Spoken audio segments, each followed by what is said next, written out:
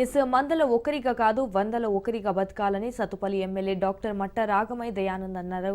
అయితే రామకృష్ణ వివేకానంద భావ ప్రచార పరిషత్ 6వ భక్త సమ్మేళనం నిర్వహించారు. ఈ సందర్భంగా సత్తుపల్లి పట్టణంలోని అంబేద్కర్ సెంటర్ నుండి ర్యాలీ నిర్వహించారు.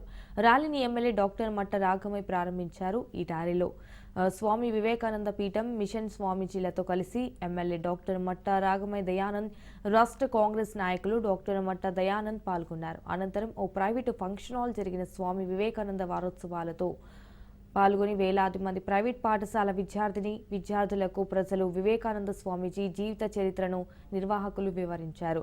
ఈ కార్యక్రమంలో Sathupalli AMC chairman Domanand, municipal vice chairman Thota Suchala రాణి పాల్గొన్నారు.